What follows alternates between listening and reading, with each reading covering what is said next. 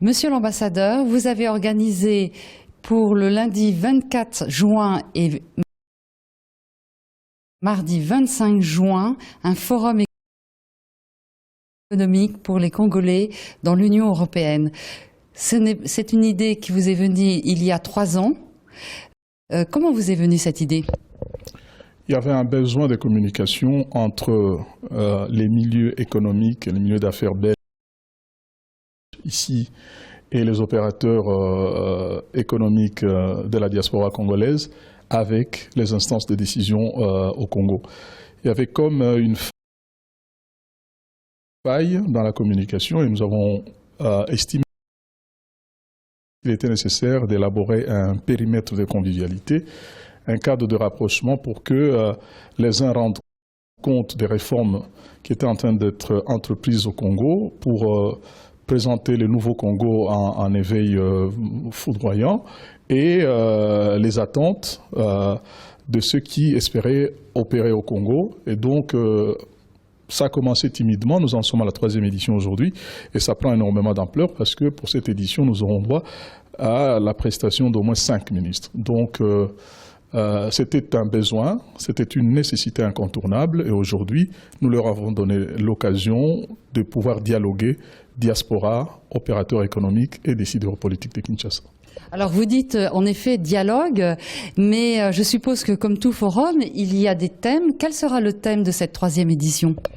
Cette fois-ci, nous incitons les décideurs politiques à rendre compte des réformes et de l'embellie dont on voit des aspects dans la presse spécialisée. Donc les réformes économiques qui sont entreprises au Congo, les opportunités d'affaires qui se présentent et la participation de la diaspora congolaise, parce qu'une diaspora active, positive et elle existe ici.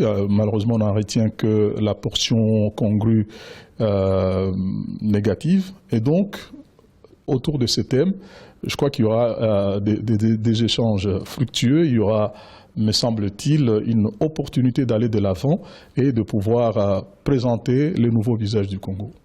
Alors vous l'avez dit, parce que c'est important pour un forum, c'est la qualité des intervenants. Vous avez évoqué la présence de ministres.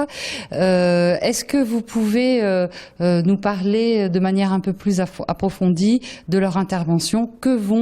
Ou en tout cas, quels sont les sujets que les différents ministres vont aborder, si vous en avez déjà discuté naturellement?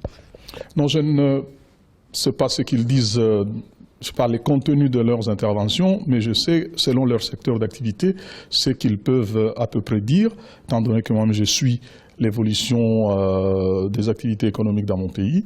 Il y a le ministre des Finances qui va certainement faire la démonstration de la nouvelle gouvernance, la transparence et l'amélioration du climat des affaires ou de la gestion des finances publiques pour garantir aux opérateurs une certaine sécurité de leurs investissements.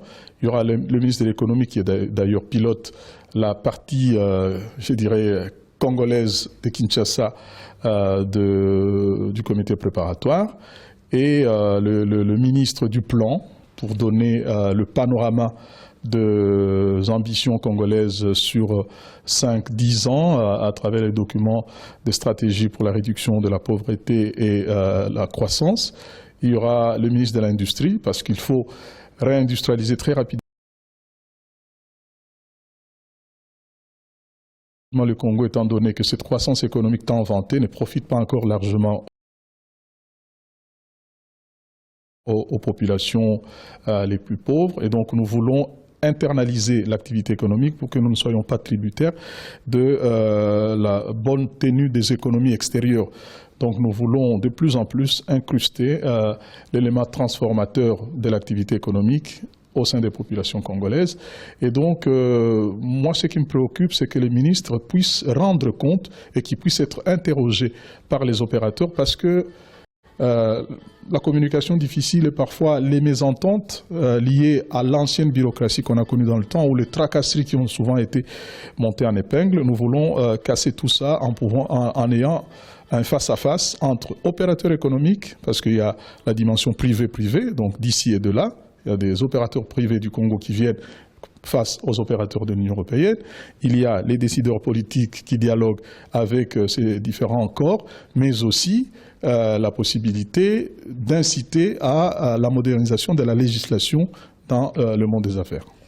Monsieur l'ambassadeur, je vous remercie de nous avoir confié ces quelques paroles à notre micro. Et n'oubliez pas, le 24 juin et le 25 juin, en direct sur netinfo.tv, le Forum économique des Congolais dans l'Union européenne. Merci. Merci.